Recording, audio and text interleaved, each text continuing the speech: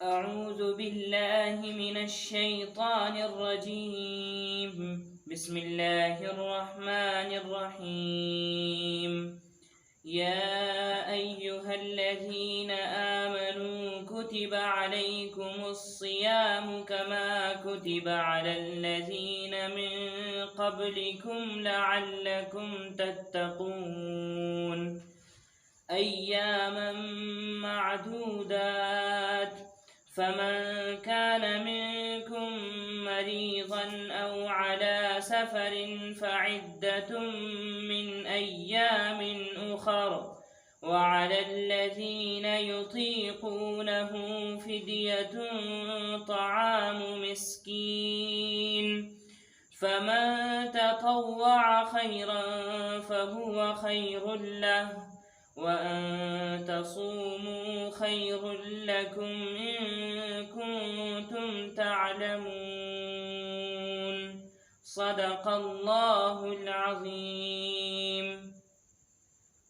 الحمد لله رب العالمين والصلاة والسلام على سيد المرسلين وعلى آله وأصحابه الغر الميامين.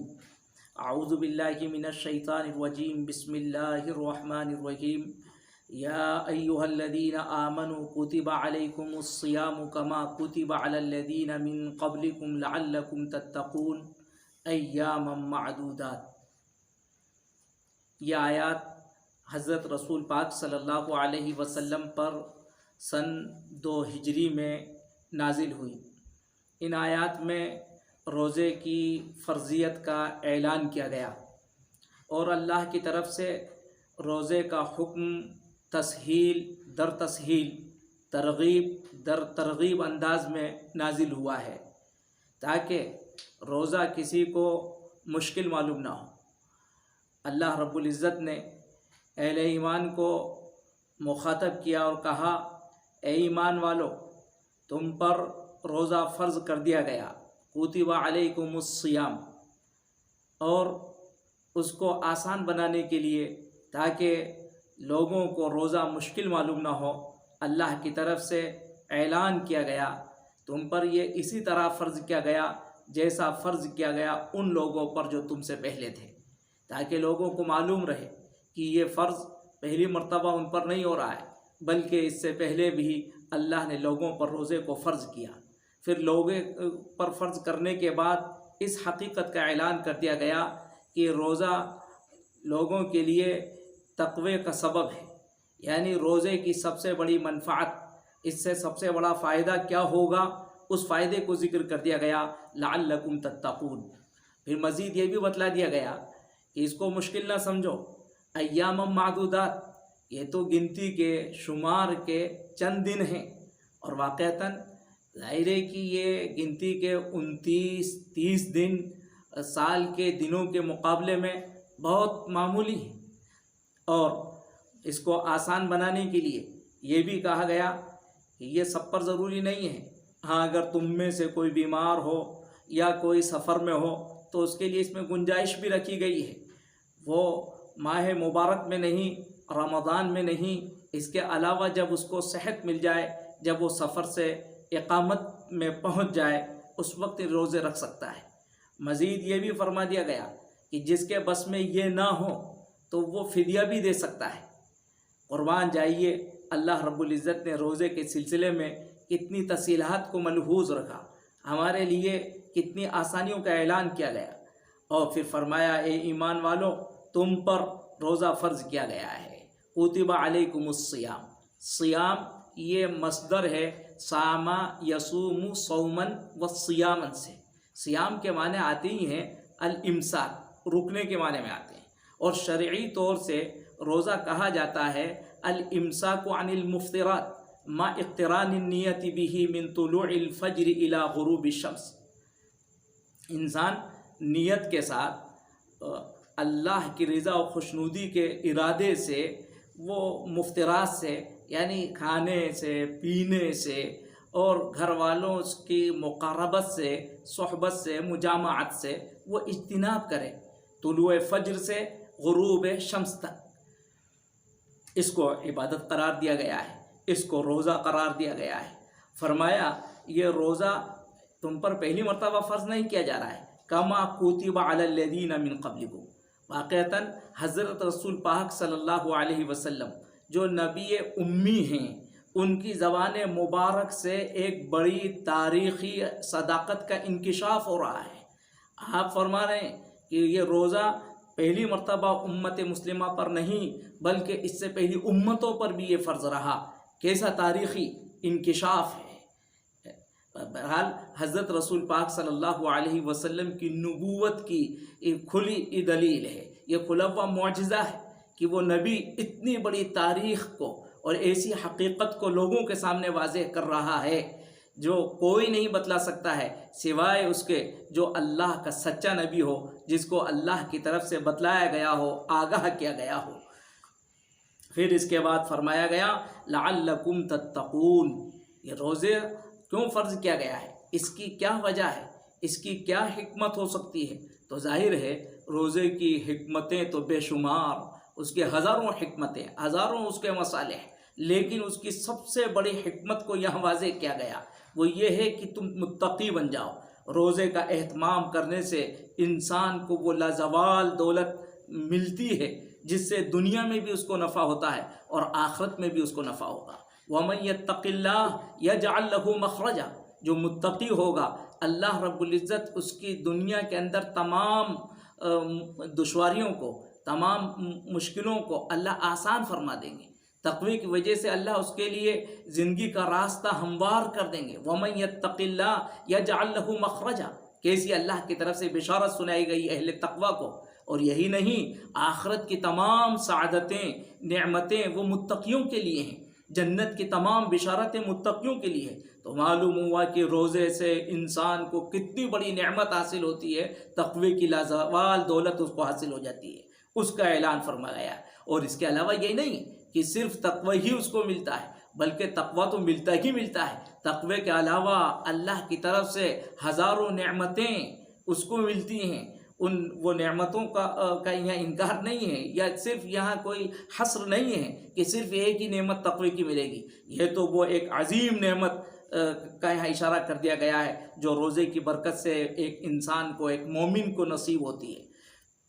آگے فرمایا گیا ایام معدودات، ایام معدودات کا مطلب گنتی کے چند دن، جن کا بھی میں نے آپ سے ذکر کیا کہ وہ 29 دن ہیں، 30 دن ہیں، اور واقعتاً سال کے 360 365 دنوں کے مقابلے میں اگر ان کو دیکھا جائے تو کتنے معمولی دن، انگلیوں کے اوپر شمار کیا جا سکتا ہے۔ ایام معدودات، ایام معدودات یہاں پر منسوب ہو رہا ہے۔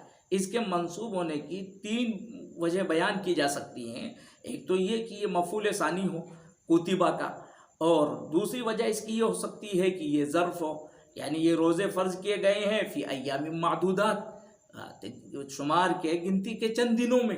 اور یہ بھی ہو سکتا ہے کہ یہاں پر ایک فعل کو محذوف مانا جائے اور اس فعل محذوف سے یہ منسوب ہو، یعنی جب اللہ نے تم پر روزے فرض کر دیے تو اب فصوموا ایاما معدودات، یہ گنتی کے چند دن کے روزے رکھو، یہ مراد ہے۔ پھر آگے اللہ کا حکم ہوتا ہے ان روزوں کے سلسلے میں فمن کان منکم مریضا او علی سفر، تم میں سے جو کوئی بیمار ہو، اور بیمار سے مراد ظاہر ہے کہ یہ معمولی بیماری نہیں، یعنی ایسی بیماری ہونی چاہیے جس میں روزہ رکھنا مشکل ہو، یا یہ کہ روزہ رکھنا اس کے لیے مضر ہو، یہ 2 چیزیں ہونی چاہیے، مشکل ہو یا مضر ہو، تب بیمار شخص روزے کو چھوڑ سکتا ہے، اور بعد میں جب اس کو صحت ہو جائے تب وہ اس کی قضا کر لے گا۔ اور اگر ایسی بیماری نہیں ہے، بس معمولی بیماری ہے، نزلہ ہو جائے اور معمولی سی کھانسی چل گئی، تو اس کے اوپر افطار نہیں کرنا چاہیے۔ فمن کان منکم مریضا او علی سفر، او علی سفر کا مطلب بھی یہی ہے کہ جو سفر میں چلا جائے، یعنی جو سفر میں ہو تو وہ روزہ کے بعد میں قضا کر سکتا ہے۔ اور جو قرآن مجید نے یہاں اسلوب اختیار کیا ہے، اس سے یہ بات معلوم ہوئی ہے کہ سفر میں ہونا چاہیے۔ ایسا نہیں ہے کہ کوئی سفر کی نیت کرتا ہے اور سفر کی نیت کرنے کے بعد پھر وہ روزے کی قضا کرنا شروع کر دے، روزہ ہی نہ رکھے۔ کسی نے مثال کے طور پر اس کو دن میں فجر کے بعد سفر کرنا ہے، اور وہ ابتدائی میں فجر سے پہلے ہی سے روزے کو ظاہر چھوڑ چکا ہے، تو یہ نہیں، اس کو روزہ رکھنا ضروری ہوگا۔ ہاں وہ جب سفر میں چلا جائے، سفر میں جانے کے بعد اگر اس کو کوئی مشقت ہو، دشواری ہو تو وہ افطار کر سکتا ہے، اور اگر اس کو مشقت نہ ہو، بآسانی اور سہولت سے وہ روزہ مکمل کر سکتا ہے تو اس کو روزہ مکمل کر لینا چاہیے۔ محض سفر کے نام پر روزے میں افطار نہیں کرنا چاہیے۔ ہاں اگر دشواری ہو رہی ہے تو اس کو افطار کر لے۔ یہ او علی سفر کی تعبیر سے بات معلوم ہو گئی ہے کہ یعنی راکبن علی سفر، مستعلن علی سفر، وہ سفر کے اوپر ہو۔ فعدۃ من ایام اخر، فعدۃ من ایام اخر کا مطلب ہے فلہ عدۃ من ایام اخر، تو اس کے لیے شمار کے دوسرے دن ہیں، یعنی جب اس کو بیماری سے صحت مل جائے، اور اسی طرح سے جب وہ سفر سے حضر میں آ جائے تو اب وہ روزے رکھ لے گا۔ وَعَلَى الَّذِينَ يُطِيقُونَهُ فِدْيَةٌ طَعَامُ مِسْكِينٍ، اور وہ لوگ جو اس کی استطاعت رکھتے ہیں ان کے لیے فدیہ ہے ایک مسکین کا کھانا۔ اس آیت کریمہ کے سلسلے میں یہ ابتدا میں نازل ہوئی، یعنی جب ابتدائی مرحلے میں آسانی کے طور پر یہ بات کہہ دی گئی تھی کہ اگر کوئی وہ شخص جو روزہ رکھ سکتا ہے، اس کے باوجود بھی اگر وہ روزہ نہیں رکھتا ہے تو اس کے لیے گنجائش تھی کہ وہ ایک فدیہ ادا کر دے، اور وہ فدیہ کیا ہے جس کی وضاحت کر دی گئی تھی کہ ایک مسکین کو صبح اور شام کا کھانا وہ دے دے۔ لیکن اس آیت کریمہ کے سلسلے میں جمہور امت کا، جمہور علماء کا مسلک یہ ہے کہ یہ آیت کریمہ اب منسوخ ہو چکی ہے، اور اس آیت کریمہ کی ناسخہ جو آگے آتی ہے فمن شہد منکم الشہر فلیصم، اس کے ذریعے سے حکم منسوخ ہو گیا۔ ابتدا میں سہولت کے لیے حکم دیا گیا تھا، لیکن بعض اہل علم کا خیال یہ ہے کہ یہ آیت کریمہ منسوخ نہیں ہے، بلکہ یہ آیت کریمہ بھی محکمہ ہے، اور یہ ان لوگوں کے سلسلے میں ہے جو روزے کی استطاعت نہیں رکھتے ہیں، جو روزے کی طاقت نہیں رکھتے ہیں، وہ لوگ آج بھی فدیہ ادا کر دیں۔ گویا کہ جیسے بوڑھے، کوئی بوڑھا شخص ہو، کوئی بوڑھی خاتون ہو، اور اسی طرح سے وہ خواتین جو حاملہ ہوں، ظاہر ہے ان کے لیے روزہ رکھنا مشکل ہوتا ہے، تو اس موقع سے ان سے کہہ دیا گیا کہ ایسی صورت میں وہ فدیہ ادا کر سکتی ہیں۔ وَعَلَى الَّذِينَ يُطِيقُونَهُ فِدْيَةٌ طَعَامُ مِسْكِينٍ، اور جب ان کو اگر طاقت ہو جائے، کوئی بوڑھا اتفاق سے اگر اللہ نے اس کو یہ طاقت عطا فرما دی کہ وہ بعد میں روزہ رکھ سکتا ہے، تو پھر اس کو پھر بعد میں روزہ رکھنا ہوگا۔ کوئی حاملہ خاتون ہے، ظاہر ہے کہ وہ ایام حمل میں روزہ نہیں رکھ سکتی ہے، لیکن جب وہ وضع حمل ہو گیا اس کے بعد بھی وہ روزہ رکھ سکتی ہے، تو اس کو روزہ رکھنا ہوگا۔ یہ نہیں ہے کہ فدیہ دے دیا گیا تو اب روزہ رکھنے کی ضرورت نہیں ہے۔ ہاں اگر روزہ رکھنے کی طاقت ان کو دوبارہ مقدر نہ ہو، ان کو دوبارہ یہ طاقت نصیب نہ ہو سکے، یہ طاقت نہ مل سکے، تو اب ٹھیک ہے، ان کا فدیہ کام کر جائے گا، یہ فدیہ ان کے روزے کا بدلہ ہو جائے گا، ورنہ ان کو روزہ رکھنا ہی رکھنا ہے۔ وَعَلَى الَّذِينَ يُطِيقُونَهُ، اسی لیے بعض علماء نے یہ کہا کہ یطیقون یہاں لا محذوف ہے، یعنی لا یطیقونہ، جن کو اس کی استطاعت نہ ہو۔ یطیقونہ میں ہو کی ضمیر کا مرجع صیام، یعنی جس کو روزے کی طاقت نہ ہو۔ بعض لوگوں نے اس لفظ ہی سے یہ معنی پیدا کیے ہیں کہ اطاقہ کہتے ہی ہیں بمشقت کسی کام کو کرنا۔ یہاں لا کو محذوف نہ سمجھا جائے، جب بھی یہ معنی مراد لیے جا سکتے ہیں کہ وہ لوگ جن کے لیے روزہ مشکل ہو، بمشقت جو روزہ رکھ سکتے ہوں، تو اب ان کے لیے فدیہ ہے۔ فدیہ کا ہی عطف بیان ہے طعام مسکین۔ وہ فدیہ کیا ہے؟ ایک مسکین کا کھانا ہے۔ ایک مسکین کا کھانا یعنی صبح اور شام کا کھانا، جس کو علماء نے بیان کیا وہ نصف سا گیہوں ہے، پونے 2 سیر گیہوں جس کو کہا گیا ہے، یا آج کے میزان کے اعتبار سے 1 کلو 691 گرام گیہوں کا فدیہ دیا جائے، اور اگر کوئی اس کی قیمت دے سکتا ہے تو اس کی قیمت بھی وہ ادا کر سکتا ہے۔ لیکن یہ بات ملحوظ رہے کہ اگر آج گیہوں کی یہ قیمت دی جائے تو وہ ایک مسکین کے 2 وقت کا کھانا کا بدل نہیں ہو سکتا، اس لیے بہتر یہ ہے کہ اتنی قیمت دے دی جائے کہ ایک مسکین 2 وقت کا کھانا کھا سکتا ہو بسہولت۔ فمن تطوع خیرا فهو خیر اللہ، آگے بات بتلا دی گئی۔ تطوع کہتے ہی ہیں خوش دلی کے ساتھ کوئی کام کرنا، تو جو کوئی خوش دلی کے ساتھ خیر کرتا ہے، فَهُوَ خَيْرٌ لَهُ تو یہ اس کے لیے بہت بہتر ہے۔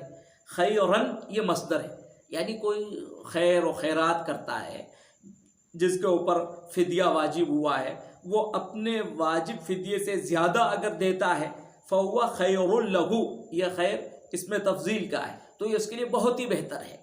وَأَن تَصُومُوا خَيْرٌ لَكُمْ إِن كُنتُمْ تَعْلَمُونَ اور آگے بات فرما دی گئی، اللہ کی طرف سے یہ رخصت تو دی گئی ہے کہ کوئی شخص بیمار ہو یا کوئی سفر پر ہو تو وہ روزے کی بجائے آخر میں بعد میں قضا کر سکتا ہے، یہ گنجائش اس کے لیے رکھی گئی ہے۔